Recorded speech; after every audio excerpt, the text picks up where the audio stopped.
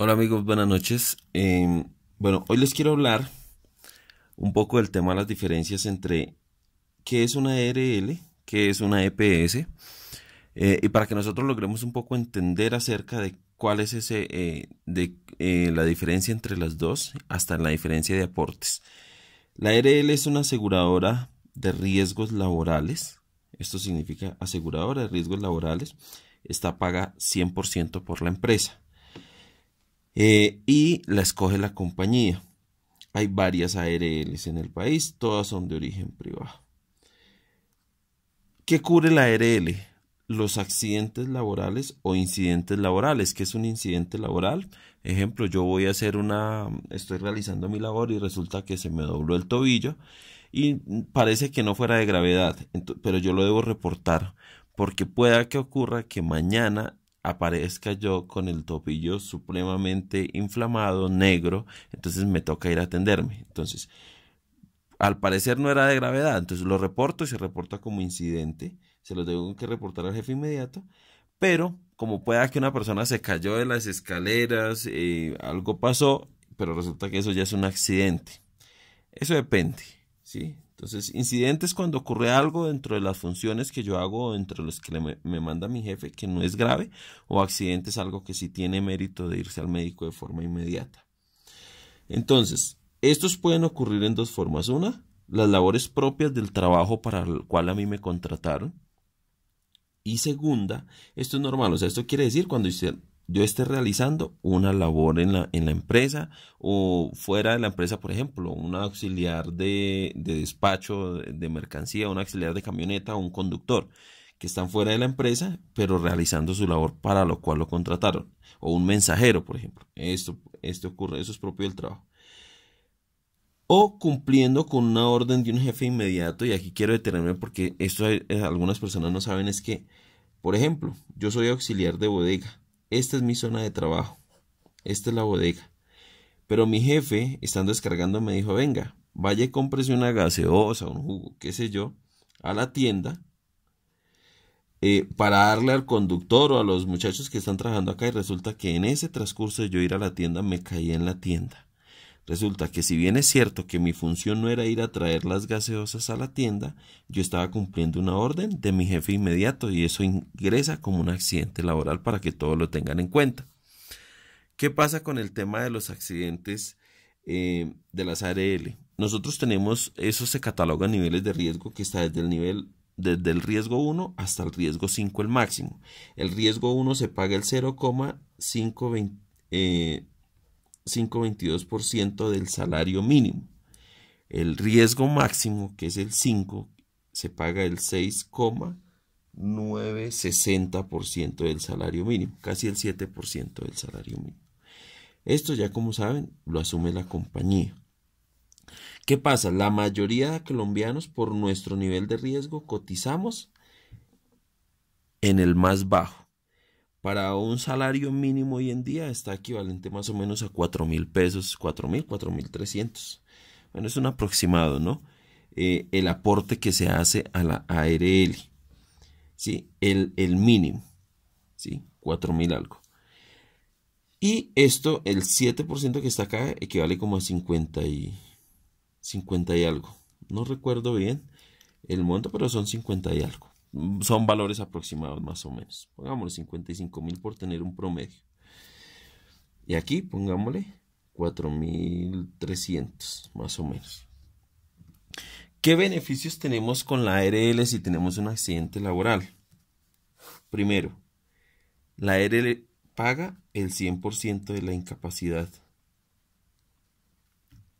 Aquí no existe POS. O sea que quiere decir que nos dan los mejores medicamentos. Acá hay una parte que cubren los traslados. ¿Esto qué quiere decir? Si yo estoy enfermo y por ejemplo no me pueden trasladar, entonces ellos me envían un carro hasta mi casa. Y aquí digamos que es la atención de la ARL o el centro médico donde me estén atendiendo a mí. Entonces, por ejemplo, si yo requiero terapias o requiero lo que sea de trasladarme y no me puedo movilizar, ellos me envían un carro a recogerme, ¿sí? Que me lleve acá y vuelta que me lleve hasta mi casa. Esto hacen eso. O si no, yo pago los transportes, tengo los recibos de todo y la ARL me paga los costos de transportes.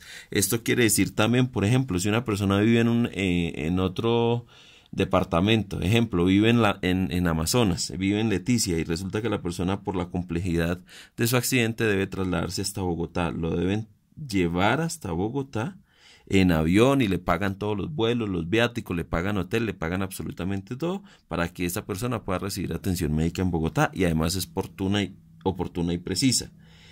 Las citas con especialistas son sumamente rápidas.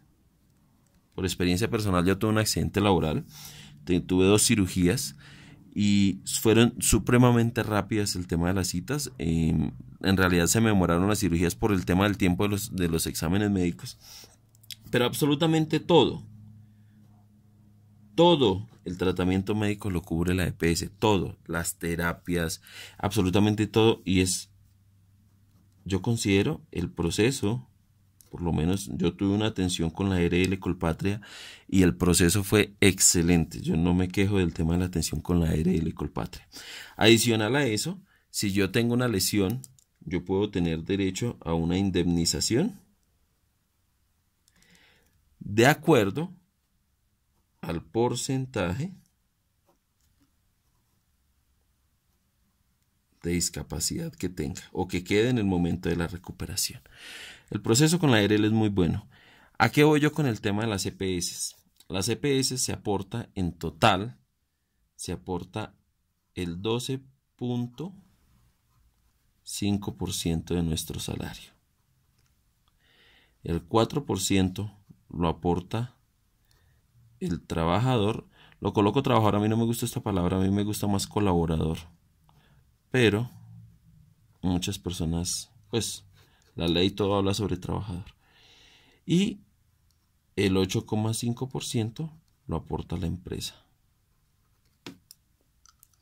Esto da un total de 12.5%. Esto equivale con el salario mínimo a 97.000 pesos, 97.000 algo. Dejémoslo redondeado, 97.000 pesos mensual. Miremos la diferencia. ¿Qué diferencia hay? Es casi el doble del puntaje máximo de la ARL. Y mire, pero aquí la mayoría de colombianos aportamos con el 0.522. Mire la diferencia de precios. Acá reciben 4.300 y acá reciben 97.000. Aún así, digamos que fuera todos los colombianos con el 7, que eso no es así. La diferencia es enorme de los aportes. ¿Qué tenemos con la EPS? La EPS, ¿qué nos da? En medicamentos. Primero, hay que pagar un copago.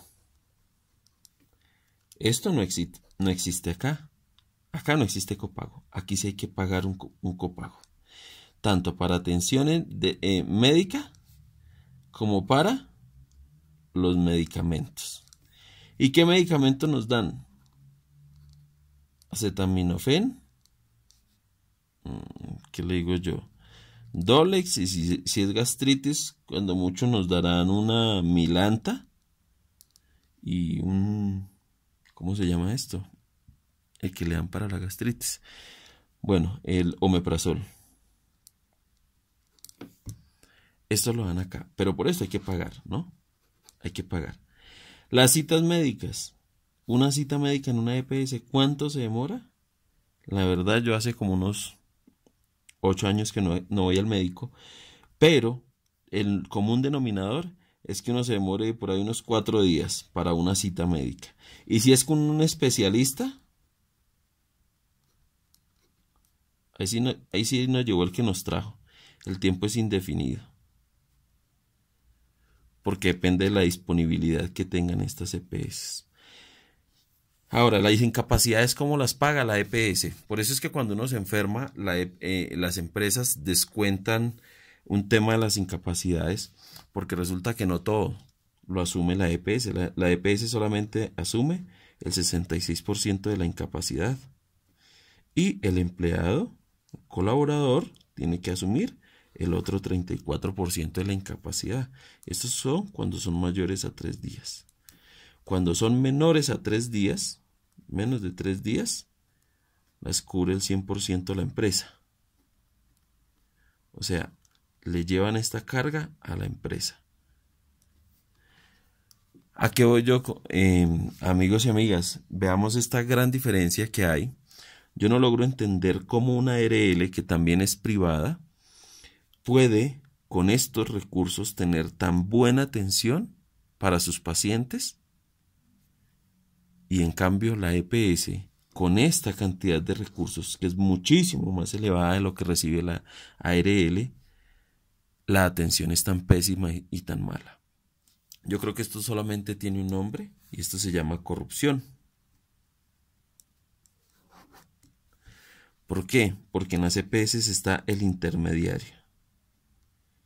Usted va a ver algo que se llama las IPS, y estas IPS, las EPS antes tenían su propia sede de atención, ahora le llamaron IPS, que es Institución Prestadora de Servicios de Salud, y estas IPS, que pueden ser los hospitales, clínicas, los centros de salud también públicos, red pública o privada, pero estas EPS se inventaron algo que son las IPS propias. Entonces está Virrey Solís, está Sinergia, está, bueno, una serie de EPS que pertenecen a la EPS, y aquí se van robando el dinero. Aquí vale una cosa, ¿sí? Una cosa X, pero entonces después la cobra la ARL a esta, a otro precio mayor, y luego esto va, entonces si tienen que recobrar al FOSIGA, entonces le aumentan más de precio, y esto hace que el dinero se pierda, el dinero de nosotros. Y a las personas que dicen que no podemos tener una salud, o a los que critican las propuestas, porque pues aquí hay que meterle también el tema de política. Nosotros a veces creemos que esto solamente depende de las empresas o las EPS. No, las leyes están hechas. Esto lo modificó, y quien privatizó el tema de la salud es la Ley 100 del año 93.